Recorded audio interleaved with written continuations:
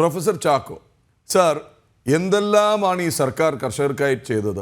എത്ര കോടി രൂപയുടെ പദ്ധതികളാണ് പ്രഖ്യാപിച്ചത്? എന്നിട്ടും ഈ സർക്കാരിനെ വിമർശിക്കുന്നത് ശരിയാണോ? അദ്ദേഹത്തിന്റെ ആ ആത്മവിശ്വാസത്തെ ഒരുപക്ഷെ ഞാൻ മുഖവിലേക്ക് എടുക്കുകയാണ്. പക്ഷേ അത് വസ്തുതാപരമല്ല എന്ന് പറയുന്നതിൽ എനിക്ക് ഖേദമുണ്ട്. കാരണം മരണാസന്നനായിട്ടുള്ള ഒരു പിതാവ് വക്കീലിനെ വിളിച്ച് മക്കൾക്ക് വിഹിതം കൊടുക്കാനായിട്ട് 2 ഏക്കറും അതുപോലെ തന്നെ 10 ലക്ഷം രൂപയും ഒരു മകന്, 2 ഏക്കറും ഒരു കടമുറിയും മറ്റൊരു മകന്, 2 ഏക്കറും വീടും വേറൊരാൾക്ക് എന്ന് പറഞ്ഞ് അദ്ദേഹം വീതം വെച്ചു. വീതം വെച്ചെല്ലാം എഴുതി വെച്ച് കഴിഞ്ഞപ്പോൾ അദ്ദേഹം ചോദിച്ചു, ഇനിയിപ്പോൾ ഇത് എങ്ങനെ ഞാൻ ഉണ്ടാക്കും?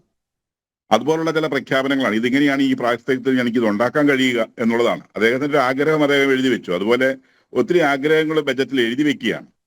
വാഗ്ദാനങ്ങളാണ്, നിറവേറപ്പെടുന്നില്ല. കഴിഞ്ഞ വർഷം തന്നെ വകയിരുത്തിയ പല ഇനത്തിലും വന്യജീവി ആക്രമണത്തിന് ഇപ്പൊ 50 കോടി രൂപ വിലയിരുത്തി. കഴിഞ്ഞ വർഷം 48 കോടി രൂപ വിലയിരുത്തിയിൽ കേവലം 47% ചെലവഴിച്ചത്. കർഷകർ നേരിടുന്ന വലിയ പ്രതിസന്ധിയാണത്. 47% ചെലവഴിച്ചത്. 47 കോടി രൂപ വെച്ചത്. ഇപ്പൊ 50 കോടി വെച്ചിട്ടുണ്ട്. 300 കോടി വന്യമൃഗങ്ങൾക്ക് സംരക്ഷണത്തിനായിട്ട് ചെലവഴിക്കുകയാണ്. മറുവശത്ത് വന്യമൃഗങ്ങളെ സംരക്ഷിക്കേണ്ട എന്നുള്ളതല്ല, പക്ഷെ മനുഷ്യജീവനെ ഇദ്ദേഹം പറയുന്ന ഈ സുസ്ഥിര വികസനം എന്ന് പറയുന്നത്, സുസ്ഥിര വികസനത്തിന്റെ കേന്ദ്ര സ്ഥാനത്ത് മനുഷ്യനായിരിക്കണമെന്ന് യുനെസ്കോ ഡിക്ലറേഷൻ 1992 റിയോ ഡിക്ലറേഷൻ കൃത്യമായി പറഞ്ഞിട്ടുള്ളതാണ്. മനുഷ്യനെ മാറ്റി നിർത്തിക്കൊണ്ടാണോ ഈ സുസ്ഥിര വികസനം സാധ്യമാകുക? വനം വന്യജീവി നിയമത്തിന്റെ പരിഷ്കരണം എന്ന് പറഞ്ഞുകൊണ്ട് അത്തരത്തിലൊരു ബഹളവുമായി വന്നു കഴിഞ്ഞ് ജനങ്ങൾ എതിർത്ത് കഴിഞ്ഞപ്പോൾ തൽക്കാലം അത് മരവിപ്പിച്ചു വെച്ചു. പക്ഷെ ഇന്നും കേരളത്തിലെ 16,000 കിലോമീറ്റർ നീളത്തില് ജനവാസ കേന്ദ്രങ്ങളും വനഭൂമിയും തമ്മിൽ അതിർത്തി പങ്കിടുമ്പോൾ അവിടെ കേവലം 3000 താഴെ കിലോമീറ്റർ നീളത്തിലാണ് നാമമാത്രം ഫെൻസിംഗെങ്കിലും ഉള്ളത്. ബാക്കി 13,000 കിലോമീറ്ററിലധികം ഏരിയയില് ഒരു ഫെൻസിംഗും ഇല്ല. യഥേഷ്ടം വന്യമൃഗങ്ങൾ ഇറങ്ങി വരുന്നു. വന്യമൃഗങ്ങളുടെ എണ്ണം അതിന്റെ സ്വാഭാവികമായിട്ടുള്ള ക്യാരിങ് കപ്പാസിറ്റിക്ക് അതനുസൃതം അല്ലാത്ത വിധത്തിൽ വർദ്ധിച്ചിരിക്കുന്നു. കടുവയായാലും ആനയായാലും എല്ലാം. ഇതിനെ നിയന്ത്രിക്കാൻ എന്ത് നിയന്ത്രണങ്ങളാണുള്ളത്? ഈ മനുഷ്യനെ വന്യമൃഗങ്ങളെ കൊണ്ട് കൊല്ലിച്ചിട്ട് വന്യജീവി മനുഷ്യ സംഘർഷണ ഓമന പേരിട്ട് വിളിച്ചു കഴിഞ്ഞാൽ സുസ്ഥിര വികസനമാകില്ല. സുസ്ഥിര വികസനത്തിന് വന്യജീവികളെ വനത്തിൽ സംരക്ഷിക്കുകയും മനുഷ്യനെ, കേരളത്തിന്റെ 1/3 ഭാഗമാണ് 1.25 കോടി വീടുകളോളമുള്ള 3.5 കോടി ജനങ്ങൾ ആവസിക്കുന്ന കേന്ദ്രം. ബാക്കി 1/2 ഭാഗങ്ങളും നമുക്കറിയാം, ഒന്നുകിൽ ഫോറസ്റ്റ് അല്ലെങ്കിൽ റിസർവ് ഫോറസ്റ്റുകളോ അതല്ലെങ്കിൽ ഗവൺമെന്റിന്റെ കൈവശം ഇരിക്കുന്ന ഭൂമിയോ, ഇനി അതുമല്ലെങ്കിൽ അണക്കെട്ടുകളും റോഡുകളും പുഴകളും റെയിൽവേ ട്രാക്കുകളും പാലങ്ങളും ഒക്കെ ആയിട്ട് കിടക്കുന്നു. അപ്പൊ ഈ 1/3 ഭാഗത്തേക്കെങ്കിലും വന്യജീവികൾ എത്താത്ത വിധം സംരക്ഷിക്കാൻ എന്ത് നടപടിയുണ്ട്? മറ്റൊരു കാര്യം, 100 കോടി രൂപയാണ് വാഹനങ്ങൾ പുതിയത് പർച്ചേസ് ചെയ്യാനായിട്ട് വെച്ചിരിക്കുന്നത്.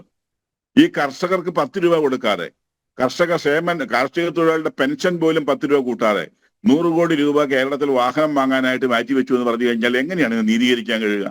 ഇനോവ കാറിലോ അല്ലെ 10, 30, 35 ലക്ഷം രൂപയിൽ കുറഞ്ഞ കാറിലോ ഈ പറയുന്ന ജനപ്രതിനിധികൾ പഞ്ചായത്ത് തുടങ്ങി അങ്ങോട്ടും സഞ്ചരിക്കാൻ നിർബന്ധിതമായി തീരുന്നു, അല്ലെങ്കിൽ അവർ അതിനുള്ള ഒരു സുഖലോലുപിലേക്ക് പോകുമ്പോൾ നമ്മുടെ ഡൽഹിയിൽ ഭരിക്കുന്ന, ഈ അടുത്ത ദിവസം ഒരു മാധ്യമ പ്രവർത്തകൻ റിപ്പോർട്ട് ചെയ്യായിരുന്നു, ഡൽഹിയിൽ ഭരിക്കുന്ന മന്ത്രിമാരൊക്കെ പോകുന്നത് 10, 15 ലക്ഷം രൂപയുടെ വാഹനങ്ങളിലാണ്.